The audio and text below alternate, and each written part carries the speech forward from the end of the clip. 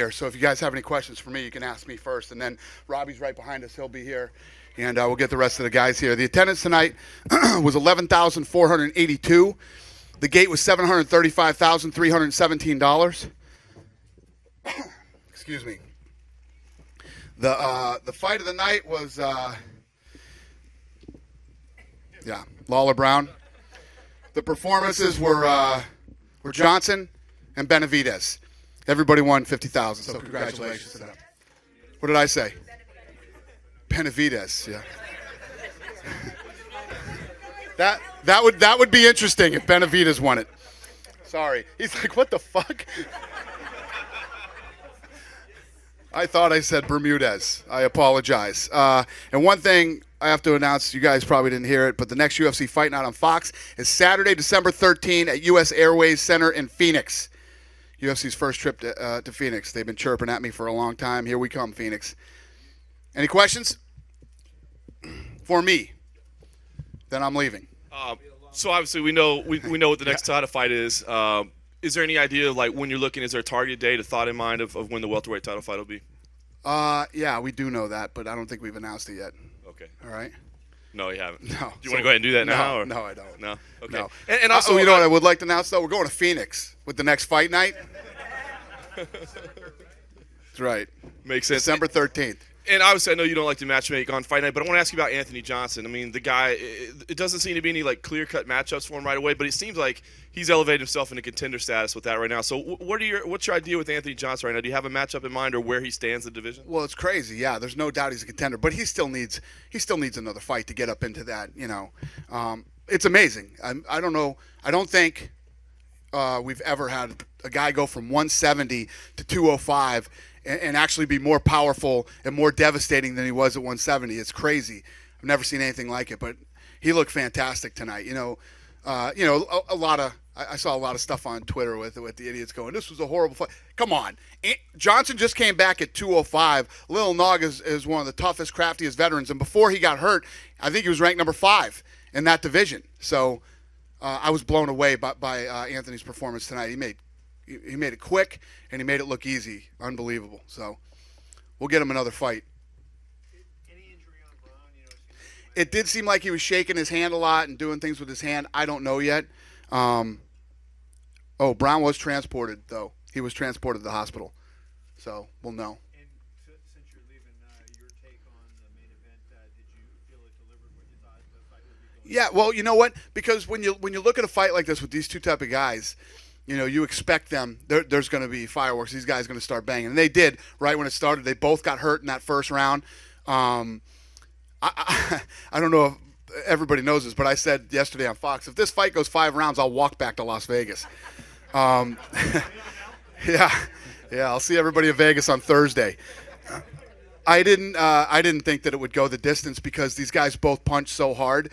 I thought there was no way in hell this fight was going 5 rounds. But I'll tell you what, Robbie and I were just talking about this backstage. I think that Brown moves up in the rankings with this fight. I mean, Robbie's clearly the number 1 guy. I think he's had 4 fights in 3 months. Thank you, by the way. He's been unbelievable and stepping up and taking big fights nonstop for us. And, fighting dangerous guys. And he goes in there and that thing goes 5 rounds. And Brown, hurt hand or not, went for it in that 5th round. Unbelievable fight, unbelievable performance. And I think the guy actually moves up in the rankings instead of backwards. Dana, your dual thoughts on Bobby Green and Dennis Bermudez. And these two fighters, I think these are guys that for a long time now, hardcore fans have known big things are ahead. But I think Bobby Green looks going to the top 10. Dennis Bermudez, obviously 7 straight. So your thoughts putting them on Big Fox, and obviously they get exposed to a big mainstream audience. Yeah, 2 guys that I really like personally and as fighters. I'm really happy for him. Bermudez is nasty, man. That kid just keeps looking nastier and nastier and nastier. I'm talking about Bermudez, not Benavidez. He looks nastier and nastier every time he fights. He gets better and better.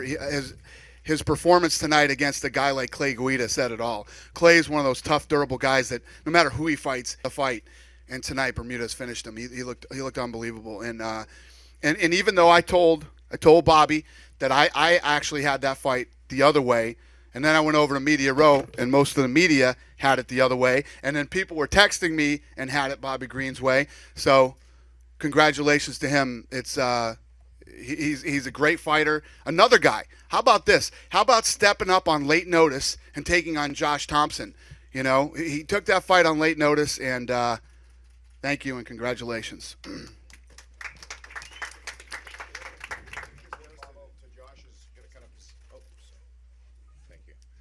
Josh's position here. I mean, you said that you had it the other way, but what do you think this? I'm not a judge. Nobody gives a shit what I think. So, no, I mean, in terms of what's next for Josh, right? Yeah, I don't know. I mean, that's a decision he needs to make, and you know, obviously he's still one of the best guys in the world. It was a very, very close fight, and again, even though whatever my opinion is on this, it's just one of those things that I always say. If you leave it in the hands of the judges, you're crazy. I can't remember what fight happened. That one of the it was the Crookshank fight. One of the judges had that fight 30-27. Crookshank dropped him in the first round. How does he lose that round? Doesn't make any sense. Well, following up on that, what did you think of the score with Patrick and Kyle Kingsbury? There was a 30-24. It was a 30-24. Yeah, yeah. How about that? Yeah, that was. How about I was like, you'll never fucking see that again. A 30-24. Somebody will have to die for a 30-24, right? It's crazy. I know. That's what's scary, though, when you go into these fights, especially a big fight with so much on the line, you know, for Bobby and Josh. You got number 3 versus number 13. You got to go in there and you got to win, man. You got to go in there and finish fights. Since you're leaving, what's the status on Gina Carano? It's complicated. It's complicated. Status update right there. I'm positive. I'm very positive about it, but it's complicated. Yeah. Still working on it. Because of scheduling or because of the? Huh? I'm still working on it. That's all I can say. December, still a target. I don't know. I'm working on it. It's complicated. Any other questions for me? I really appreciate all. Oh, go ahead, honey. What's up? Brazil. Yeah, like they announced this week, the UFC Brazil, that they're gonna hold four more shows until the end of the year and one title bout. Is this Chad against Aldo? Because Aldo is the only champ that doesn't have a match. Did we announce that? You announced that the Brazil is gonna hold a show and a belt. You know. Did we announce the fight? No, not the fight, but like a title belt. All right, I'll throw you guys one tonight. That's the fight. That's the fight. Yeah, I'm probably gonna get murdered for this. Brazil's going to call up screaming and yelling at me that I blew their big whatever. So there you go. I gave you something tonight before I left. I'm walking back to Vegas. Thank you guys for traveling here. The people that did, I appreciate it. All right, guys. Thank you so much. Great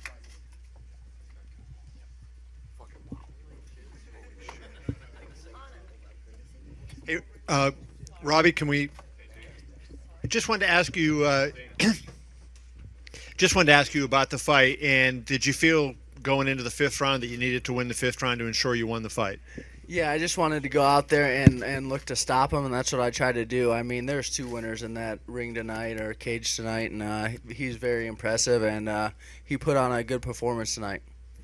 You were hitting him with some of those left hands inside those short punches in the 1st round, and then it seemed like maybe you didn't land that punch again until the 5th round. Did he do any adjustment to take that short left hand away from you? Where?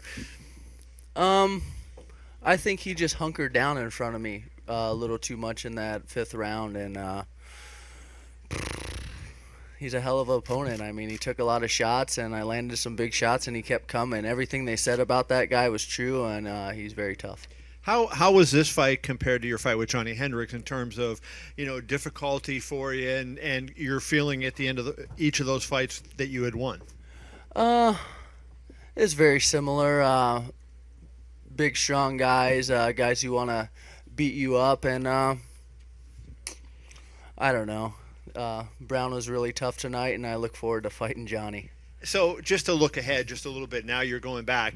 Do you change anything as you fight Johnny? I mean, have you looked at the tape of that fight and said, if I get the chance to fight him again, I'm going to do something different? I'm going to do a lot different. I'm going to keep building on everything I've been doing this year, but I'm going to do more. That's what that fight came down to. I need to do more punches, more kicks, more takedown defense. I just need to take the fight to him. So Matt goes to the hospital. Do you have any idea what's wrong No, I have no idea. I am not a doctor. No, I mean he's cut up a little bit, but I'm sure he's gonna bounce back. He's like Wolverine. A question for Robbie Lawler. Robbie, after the first couple of rounds, where Matt Brown was able to take you down, you made a couple of adjustments. You were stuffing takedowns. You were also throwing more kicks. Was that on the advice of your corner? Was that something instinctively you picked up on?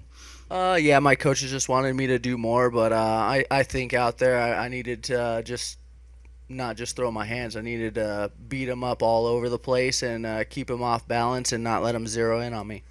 Did you feel like it looked like he was shaking his hand out in the fifth round? After that, it really didn't seem like he threw I his saw right it, but again. I didn't care what he was doing. So, I mean, that could have been posturing. He could have hurt it, but I don't really pay much attention to those things. I'm just going out there trying to beat him up.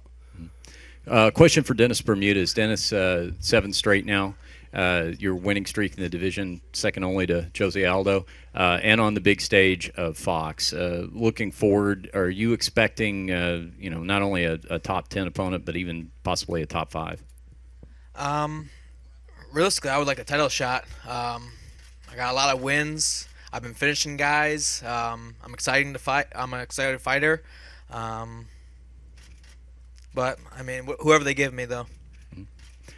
Question for Bobby Green. Bobby, obviously taking advantage of an opportunity here, taking the fight on short notice, but I think this probably vaults you into top 10 consideration. Nick Diaz just re-signed with the organization. If Nate Diaz were to end his holdout, what about a fight with Nate Diaz? Bro, I'm always in for any fight, like taking Joshua on 12 days notice, proves that I'm here for I'm here for the fans, here to put on a good show. And it's kind of hard to put on a great fight with a guy when you don't really have time to prepare for him.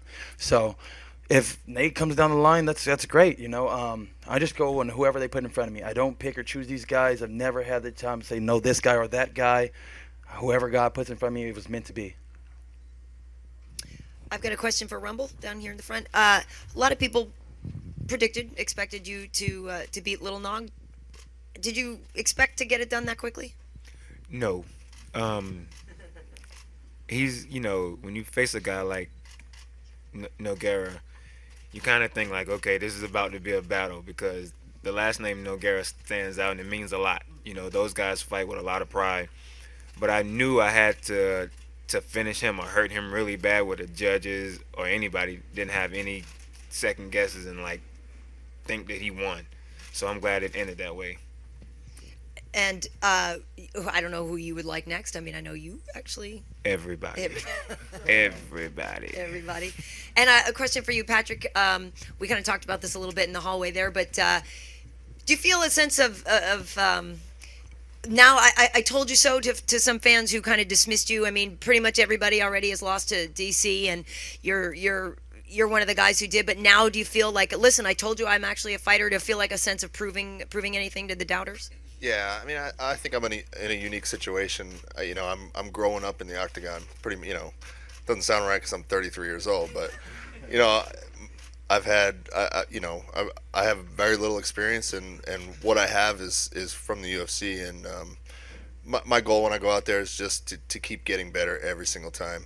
And I think last fight, my coaches and trainers said you showed about 30% of what you can do, and this time they said, yeah, I think you're about 50%. So I'm happy. As long as I'm improving, I'm happy. And Dennis, I know you and Patrick were living together before this fight, so feels good, I'm sure, for both of you to get the wins tonight. How do you think you did? Oh man, he looked awesome, and watch him go out and dominate really got me going. And I kind of I watched him go out and dominate with wrestling, and that's exactly what I went out and did then. Yeah, congrats. Question for George Masvidal. Hey, can you take us through the knockdown, how you persevered and got back in the fight? It was like jumping in the cold shower and it woke me right up. The replay looked like you might have been out on the way down. Nah, that was just for cameras and stuff. That's just to get everybody pumped. I was trying to get that fight of the night, but whatever. My boy Robbie got it, man. How do you feel about your performance? I did all right. I give it like a C or something like that, man. But I just want to get back in there. I know Cerrone need to fight in September, so hopefully they could book me for that, Robbie, Where's this new charisma kind of coming from for you? You're playing with everybody here in the press conference. Not something we normally see from you. You feeling a little more comfortable in the spotlight? Yeah, I'm definitely more comfortable. I'm embracing this. Kind of changed my mindset on talking to the media probably about a year and a half ago when I came back to the UFC. Just have to be more professional and show myself a little more. And for Anthony, congratulations. Big performance for you coming back. I know you wanted to prove something when you came back to the UFC. I know you have some lofty goals. How far along do you think you are towards that, and what do you want next? I feel like I'm getting closer and closer to my goals of being a champion. So, whoever they throw in front of me is just in a lot of trouble. So, they put him in front of him, I'm going to keep knocking him down. Robbie, you looked so strong tonight all the way to the finish, which didn't seem to be the case against Hendricks. Was that was conditioning an extra emphasis in your training for this fight? Yeah, conditioning's always an emphasis, especially when you're going 25 minutes. I just wanted to build after every round, and I just felt like every fight I've been getting stronger. So I want to get back right in the gym and start working out and start working to get better and start training to be a champion. Dennis over here. I know we talked a little bit about Clay Guida. His endurance is crazy. You'd said, you want to do some things to prove that, you've got the, better endurance, make him look tired, all these types of things. And you go out there and you stop him in the second. How important is it to you to have actually, gotten this fight, just stopped it, finished it? Between the first and second round, he did his, crazy jog around the octagon. And I looked at him like, dude, you're hurting right now. You're so tired. And just went out nice and loose in the second round and just put him away. Anthony, question for you. What did you come in a cage tonight? Do you know what you weighed after you rehydrated? 220. And is that the same as you were when you were fighting at welterweight? I mean, did you how much did you go out to then? You didn't. You were pretty big then. Close. Nah, but when I was fighting 170, I would give my weight back up to about 190. I was just kidding, but I guess the point I was trying to make was that it seems like you don't look physically a lot different, and yet your performance has really gone up. Given do you feel like just a more complete athlete right now? Yeah, I'm for sure training a lot different. I'm training harder. I'm training smarter. I've actually dedicated myself to this sport. I'm really trying to go out there and give it my all for a change. And when you were asked in the past, the show in Brazil when you were over, and you just never would concede that, hey, I'm not giving my all. I'm not, there was nothing with you. What was the switch? Like, where did it change where you finally said, hey, I need to take control of my career and my life and make the switch that you were going to, become professional and make weight and do those kind of things? Whenever I missed weight after I got cut from the UFC, that was the day I was like, I can't do this anymore. I'm making myself look like a fool. I was hurting my team. I was hurting my family. I was hurting myself, and sooner or later you got to grow up in life. So, and I think along the 2 years I was away from the UFC, I grew up a good bit. I still have a lot of growing up to do. I'm still a big kid.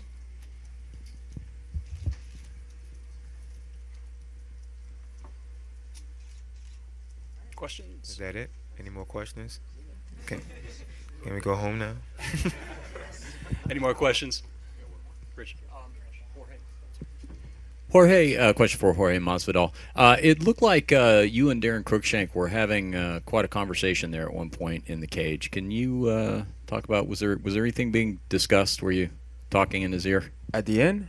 At some point in the fight. Oh, during the fight? Yeah, during the fight. Yeah. I don't remember what I said, but I won't repeat anything because there's kids here, so I just Is that something you're known to do from time to time? Talk to an opponent? It's nothing personal. If I could get inside somebody's head, why not? You know what I'm saying? If I can make them throw a little harder, or just make them come at me a little harder, why not? Robbie, I have a question for you. you've fought so much more frequently now. Your name is obviously becoming much bigger. How has that been for you in terms of your training? I know you did some work with Tyron Woodley, and I'm just curious, the pace, the frequency now, has that been a beneficial thing for you, or has there been any struggle to that? No, it's been a benefit. I trained smart. I listened to my body. I didn't keep pushing really hard because right when I came into the fight with Ellenberger, I was already in shape.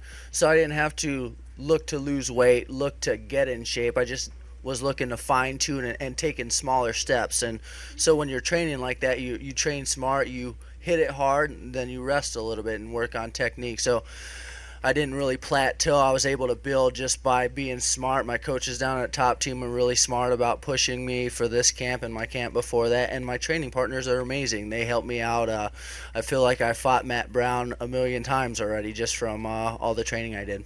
But there's always that sense of there's a little injury here, a little one there, and you're going into a fight with something wrong. So have you been able to avoid that, or have you actually had a couple of bangs up that now you'll have some time to heal before fighting Johnny? Yeah, I mean, everyone up here is probably banged up. You just kind of figure it out, work around it, and don't let it slow you down unless it's really serious. Just listen to your body and don't push too hard sometimes. Thanks. This question is for Bobby. Basically, how much was this win important to you after everything that you've been through in your personal life recently? For those who don't know, my brother was killed. 4 family members shot all at once. This was very big, and this is the only reason I actually took the fight, is to give my brother that honor, to put him on front stage and say that he was a good kid. He was a great guy. He was my closest soldier to me. He was my baby brother. When I go home, he was the first person I was going to see. And it's been very hard to deal with it and to deal with that pain. And I haven't had time to really sit back and think about it. I think I'm going to go visit his grave and really express my hurt now. But I've been so busy and so occupied because I only took the fight on 12 days' notice that you don't have time to do all these different things, So just really now I'm going to take my time to really cry for my brother. I didn't really get the time to share that. Thank you. Thank you. And for Masvidal, I was curious why you wanted to get a shot at Cerrone. Is there anything in particular that seems to be under your skin a little bit? No, it's nothing personal. I just I need money and he needs a fight, so why not? I'm injury free, so I'm ready to go September. I know he needs an opponent still, so. Thank you. Any last questions? All right, thanks everybody. Thank you, everyone.